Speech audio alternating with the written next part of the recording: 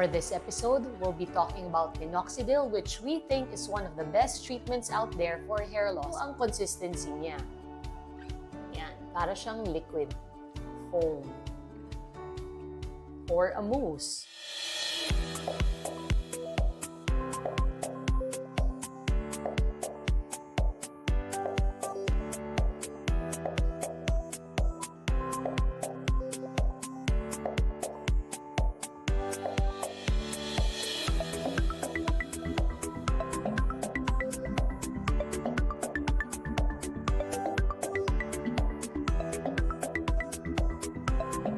Hello everyone and welcome to Hairtransplantph. I'm Dr. Riz Cacas, a board-certified dermatologist and a hair transplant specialist. For this channel, we'll share with you facts on hair loss and the medical and surgical management of this condition. So if you, a family member or a friend, is suffering from this condition, or if you just have great interest in this topic, just click and like the subscribe button below.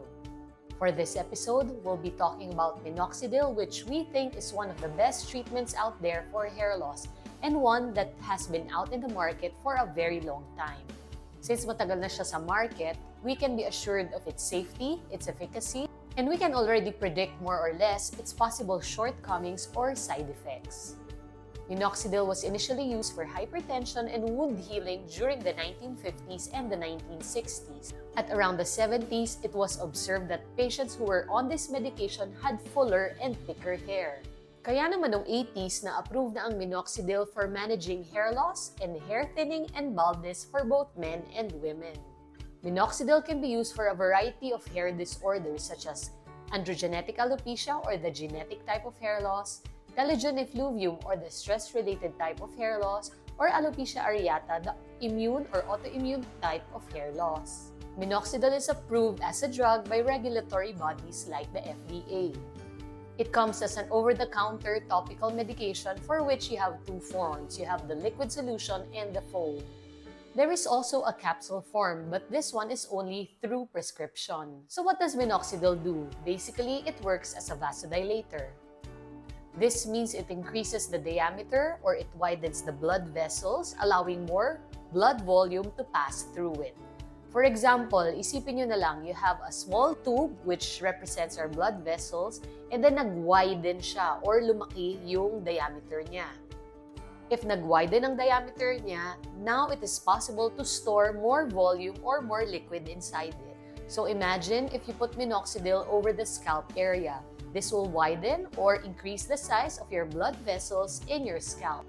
This will allow more blood to pass through the scalp, therefore mas maganda rin ang delivery ng ating oxygen, ng ating minerals and nutrients, thus promoting hair growth. Minoxidil also prolongs the anagen phase or the growing phase of hair, and it shortens the telogen phase or the shrinkage of hair.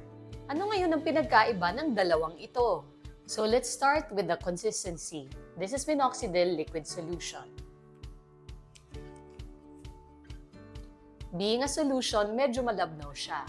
If you look closely, ito ang consistency niya. Yan, para siyang liquid. Next, we have the Minoxidil foam. So you have to shake this first, open it, and then when you press on it, it looks like foam or a mousse. Now, in terms of application, pareho naman ang recommendation for both of them. So, both of them should be applied twice a day after taking a bath and after drying the hair. Both medications should be applied directly to the scalp and not the hair, kaya hindi namin masyado talaga nire-recommend yung sinispray. The main component that is present in the solution and absent in the foam is your propylene glycol. So this component is important because it's the one that delivers Minoxidil directly to the scalp. However, ang problema, meron tayong group of patients na allergic sa propylene glycol. So that's why tinanggal nila yun from the solution and pinalitan nila ng something else sa foam. The foam is formulated because it is more hypoallergenic, as they say, and more cosmetically pleasing pag nilagay nyo na siya sa scalp. So Minoxidil can also be found in combination with other medications. The reason for the combination is that para mas better ang maging penetration ng Minoxidil sa scalp. Minoxidil is sometimes mixed with tretinoin, or minoxidil can also be mixed with finasteride. Minoxidil can also be used when you shampoo with ketoconazole 2 to 3 times per week. And minoxidil can also be used together with microneedling. Okay, so ito ang mga paalala when you start using the medication. Initially, during the first month of treatment, you will be able to experience more rapid shedding of your hair. We highly encourage you to keep on using the drug kahit na rapid na yung shedding, because at the 3rd to 4th week, you will see that magre-decrease na ang ating shedding. After the first month, you have to continuously use minoxidil so that you'll be able to see some results during the 4th to 6th month. The complete growth or the best time for you to see results is around 10 to 12 months. So, gamit lang ng gamit ng solution na ito. Ang tanong, paano doktora kung hindi ko talaga kayang i-apply ang minoxidil na ito? You have to understand that there's a concept also for hair care. Much like your skincare, which you do every day for the rest of your life, the application of minoxidil should also be used indefinitely. If you want to have good skin, you should keep on using your sunscreen and retinol at night, and as well as your moisturizers. So the same thing lang with minoxidil. You have to keep on using it every morning and every night. Dahil pag hininto ninyo ang inyong minoxidil solution, the thickness and fullness of hair that you see will revert back to the original condition. So paano na nga, doktora, kung hindi ko talaga kayang ipahid yung minoxidil solution araw-araw for the rest of my life?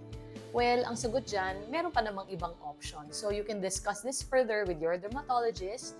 You might be interested in taking the oral capsules, but we'll talk about it in the next few vlogs. So Doc Therese, being a drug, wala bang side effects itong minoxidil na to? So sa katagalan na nga na ginagamit ang minoxidil sa market, nakita na natin ang mga possible side effects na pwedeng idulot ng medication na ito. One of the most common side effects of application of topical minoxidil is contact dermatitis or irritation or pangangate at pamumula sa ating scalp. Another side effect that I have observed is parang lightheadedness or a very slight headache for some of the patients. And ang pinaka-worrisome and ayaw ng mga babae, well, for males, this is quite okay, is thickening of some facial hair. That is why, in using this medication, it's highly recommended that you be guided by your dermatologist para maiwasan ang mga side effects na ito. The next question is, if I continuously use minoxidil, hindi na ba maninipis ang aking buhok or hindi na ba siya mawawala? You have to understand that the hair loss process cannot really be stopped. What we're doing in using minoxidil is we're just lengthening or pinapahaba lang natin yung time na ma-enjoy ninyo na maganda ang inyong hair. You will enjoy a full head of hair or a very thick hair for a few years with the use of this medication. Pero of course, darating din ang point na mag-e-ensued din ang aging process. So last and a very important question is, if I'm using minoxidil, hindi ko na ba kailangan magpa-hair transplant?